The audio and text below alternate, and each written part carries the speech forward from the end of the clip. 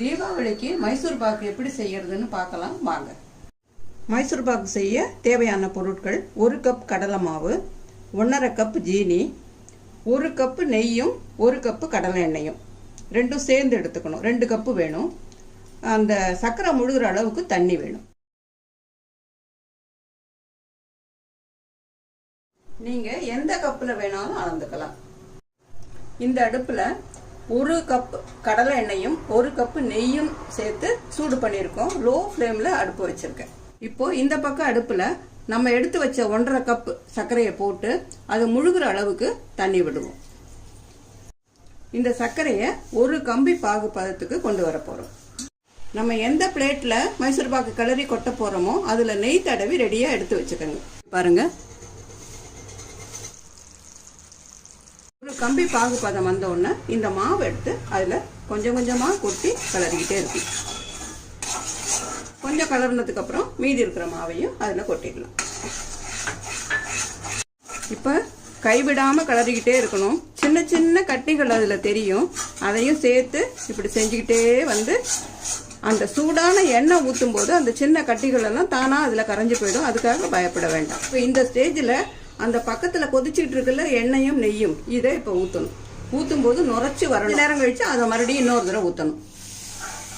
நல்லா சூடோட ஊற்றணும். அது நல்லா நுரைச்சி வரும் நம்ம ஊற்றி கிளறும் போது.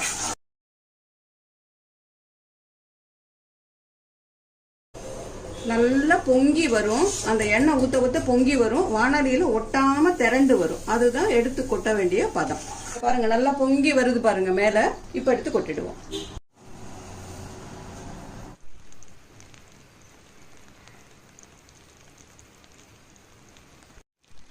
இது அப்படியே ஸ்பூன் வச்சு அமுத்தாம எதுவும் பண்ணாம அப்படியே விட்டுருங்க. அப்பதான் நமக்கு அந்த கூடு கூட அந்த ஸ்ட்ரக்சர் கிடைக்கும். மைசூர் பாக்கு கொஞ்சம் இளம் சூடா இருக்கும் போது கட் பண்ணணும். கொஞ்சம் முறிகிட்டதுன்னா மறுபடியும் கட் பண்ண வராது.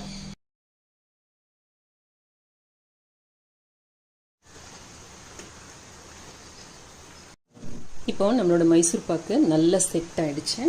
பாருங்க, கடையில் வாங்குற மாதிரியே எவ்வளோ நல்லா வந்திருக்குன்ட்டு. இந்த சென்டரில் பாருங்க, அந்த கலர் வந்து கொஞ்சம் ப்ரௌன் ஆயிருக்கு.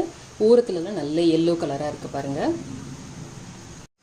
உங்களுக்கு நெய் சேர்க்க விருப்பம் இல்லைன்னா கம்ப்ளீட்டாக எண்ணெயில் மட்டும் கூட நீங்கள் இதை செய்யலாம். இப்போ கெட்டி மைசூர் பாக்கு தயார். இப்போ நான் உங்களுக்கு ஒரு பீஸ் உடைச்சு காட்டுறேன்.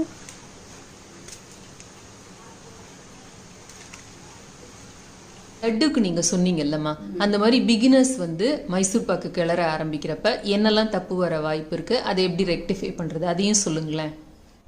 நம்ம மைசூர் பாக்கு எடுத்து கொட்டினோம்ல, அது கொஞ்சம் ஆறுனதுக்கு அப்புறம் இளம் சூட்டில் நம்ம கட் பண்ணும்போது ஈஸியாக கட் பண்ண வந்தாதான் அது சரியான பதத்தில் இருக்குன்னு அர்த்தம். இது நேரம் வந்து கொஞ்சம் ஒரு பதம் முன்னாடி எடுத்துட்டோம்னா அது வந்து துண்டுகள் போட வராது. ஒரு அல்வா பதத்தில் மாதிரி இருக்கிற மாதிரி இருக்கும். உடனே திருப்பி அதை தூக்கி வானலியில் கொட்டி கிளறுனா கொஞ்சம் மறுபடியும் பக்கத்தில் எண்ணெயும் நெய்யும் இருக்குல்ல, அதை கொஞ்சம் எடுத்து ஊற்றி கிளறிக்கிட்டே இருந்தோம்னா அது துண்டு போட வரும். அதுக்கப்புறம் எடுத்து கொட்டணும். ரெண்டாவது மிஸ்டேக்கு, பாகு சில நேரம் முத்திட்டு நம்ம வந்து மாவு எடுத்து கொட்டும் போது அப்படியே பொலன்னு ஆயிடும். அது கிளறவே வராது. அப்படியும் பயப்பட வேணாம். எடுத்து அதை நல்லா ஆற வைங்க. ஆற வச்சு மிக்சியில் போட்டு பொடி பண்ணுங்க. பொடி பண்ணினதுக்கு அப்புறம் கொஞ்சம் அதோட பால் சேர்த்து நல்லா அரைச்சிட்டு அடுப்பில் வச்சு மறுபடியும் கிளறுங்க. கொஞ்சம் நெய்யும் எண்ணெயும் சேர்த்து அதோட ஊற்றி கிளறுனீங்கன்னா கரெக்டாக வரும். அதுக்கப்புறம் நம்ம எடுத்த குவான்டிட்டிக்கு 1/2 கப் பால் சேர்த்து அதோட சேர்த்து அரைச்சி அடுப்பில் வச்சு கிளறும் போது 2 ஸ்பூன் தேங்காய், 2 ஸ்பூன் நட்ஸு சேர்த்து கிளறுங்க. நல்லா பூத்து பொங்கி வரும்போது எடுத்து கொட்டிடலாம். அது 7 கப் கேக்கு பர்ஃபி மாதிரி ஒரு டேஸ்ட்டில் நல்லாயிருக்கும்.